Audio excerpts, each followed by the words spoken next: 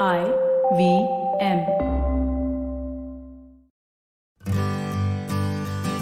Hi, I'm Utsav, a behavior researcher by training and a slow traveler by passion. Postcards from Nowhere is a travel podcast where I condense a decade of travel experiences and explore not just the where, but also the why and how to travel. My stories emerged from slow traveling the less explored parts of the world: Bosnia and Herzegovina, Armenia, Uzbekistan, and even China. At the end of each story, I give practical tips and new ideas about how to travel better. This week, I take you to Little Petra in Jordan, where I experienced firsthand the joys and meaning of Bedouin hospitality. Ibn Khatlan was known to be a very generous man.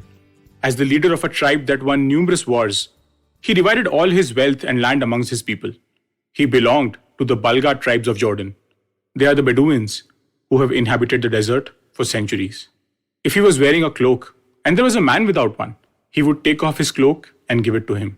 So they called him naked, for he was always without clothes. His reputation spread far and wide into the desert by the way of poetry. They would compose poems and sing them on their spike fiddles. The poets began to sing in the honor of Ibn Khatlan.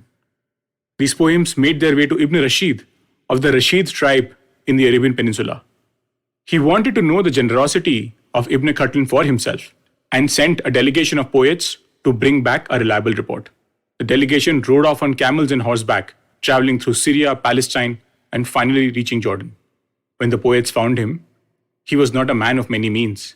He was a simple man living in a goat hair tent, and he owned nothing apart from a few goats, a few sheep, and a horse. The delegation was upset, but approached Ibn Khatlan anyways, in line with Bedouin hospitality customs. One would host a stranger for 3 days and a third before even asking his name. Ibn Khatlan did the same. However, the poets had expected the generosity of a rich man and were disappointed.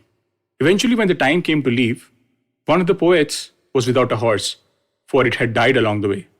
Ibn Khatlan offered his horse to the poet and urged him to ride it. And then he did something totally bizarre. He put the saddle on the horse and then brought his children. He put his son in the right saddlebag and his daughter on the left. And he asked the poets to return. The poets were flabbergasted and protested. Ibn Khatlan drew his sword and said, "If you take them out of the saddlebags, I'll cut off your heads. Now go." So they went. As they stopped along the way to eat with the Bani Sakhr tribesmen, they were inquired about the children. On hearing the story, the tribesmen asked the children to be handed over to them. In exchange for the girl, the Bani Sakhr tribesmen gave to the poets her weight in gold. The poets carried on. They met another tribe, and the tribe, in exchange for the boy, gave his weight in gold. The tribesmen had only one objective. They wanted to return Ibn Khatlan's children to him. There was no way in which a man so noble and generous could lose his children. So while the poets traveled back with pots of gold, the children were safely returned to Ibn Khatlan. This story is a part of the cherished oral history of the Balga tribes of Jordan. Sure, it's absurd and bizarre. I mean, which father would give away his children to strangers and threaten to cut off their heads if they refused? But the story's ultimate aim is to bring to the fore the idea of karam, or the Bedouin notion of hospitality. Centuries after Ibn Khatlan, my partner and I found ourselves in Little Petra, also known as Sikh al-Barid, or the Cold Canyon. We had arrived from Amman just as the sun was setting and found ourselves to be the only people staying at a Bedouin camp. There was no mobile network, and we were bang in the middle of the desert with no other sign of civilization around. The only people we met were 3 Bedouins who spoke no English. The clear desert sky was painted with stars, and there were canyons all around us. It seemed as if the place was unchanged from centuries ago. Our tent consisted of 2 cots with a light bulb and just one charging point. We rested apprehensively, not knowing what to expect.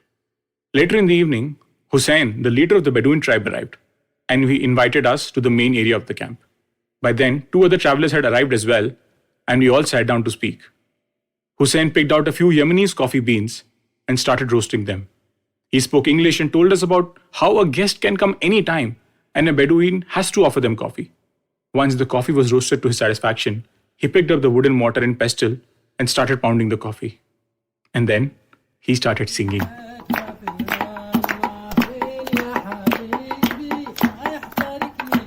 Here we were, two Indians, an American, a Britisher, and Hussein, the Bedouin leader. We all came from different worlds, but at that moment, as Hussein sang and pounded coffee, we were just a bunch of people in an ancient part of the world enjoying Bedouin hospitality. He spoke to us about the rituals of drinking coffee. The guest is always served first, and the coffee has to be drunk in no more than 3 sips. One could ask for up to 3 refills, after which the cup had to be passed on.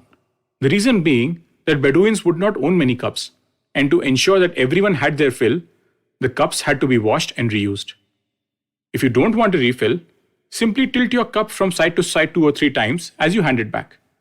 If you do want to top up, just hold your cup out for more. The drinking of coffee is hugely symbolic in Bedouin culture. The first cup is known as ladhyaf, for the guest to indicate hospitality. The second is lakyaf, for the mood to indicate a relaxed atmosphere. The third is lasyaf, for the sword to show that any animosity has evaporated. Then and only then can social interaction or discussion begin. As we finished our coffee and were about to call it a night, we were ushered by Hussein into a small museum which chronicled the history of the tribe. It seemed like an odd idea to see the museum at night, but Hussein was insistent. When we got back to the main area, we saw that the entire path was lit up with candles. As my partner and I walked through, we saw a cake which said, "Happy Honeymoon." We felt overwhelmed. We had only mentioned to them in passing that we were on our honeymoon. But imagine, we were in the middle of the desert, at least 25 kilometers from the nearest city. The Bedouins must have driven in the evening to Petra, bought a cake and drove back on the desert roads with no streetlights. This was not the saccharine sweet hospitality of 5-star hotels, but the time-honored idea of karam, the ethos of Bedouin hospitality.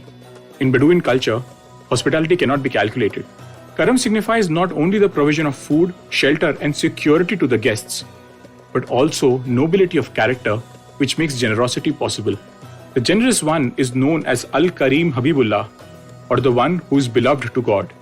It is a compliment to say of a man who forgets his prayers but treats his guests well that hospitality is his religion, or Al-Karam Dinu is probably what the world needs today.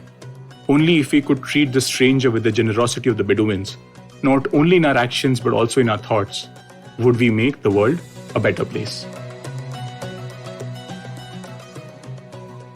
If you like this podcast, don't forget to check out other interesting podcasts on the IVM network. You can listen to us on the IVM Podcast app or ivmpodcast.com. You can also follow us on our social media. We are at IVM Podcasts on Twitter and Instagram. If you want to reach out to me, I am Utsav Memory on Twitter and YVTravel42 on Instagram. I hope you enjoyed that show. Let me tell you a little bit about what happened on the IVM Podcast Network this week. On Cyrus Says, Cyrus was joined by Irfan Pabani, who is an old friend of his. They talk about the rich flavors of Indian food and Parsi food specifically. He was also joined by author and historian William Dalrymple. They discuss literature, history, and the culture of the Indian subcontinent. And let me give you a few quick things to check out. Chuck, aka Deepak Gopal Krishnan of Simplified and the Origin of Things fame, has Rohan Joshi, formerly of AIB, on his show. Also on this round is on me. Gautam Purohit of Thakur's Bhojnalaya was on. On the note, Maruk Inayat talks about the cabinet reshuffle. And do check out Global Victoria Tech Talks. We talk about the booming gaming and edutech industries in Australia. Do follow us on Facebook, Twitter, LinkedIn, and Instagram to keep up what's going on the network. And I'd like to finally thank our sponsors on the network this week, Cred, CET, and Global Victoria. Thank you so much for making this possible. Whether you're an established sports person or a budding one, or simply a sports enthusiast, join us, Tanvi and Shlok. We are two passionate pro badminton players talking policy, mindset and everything sport.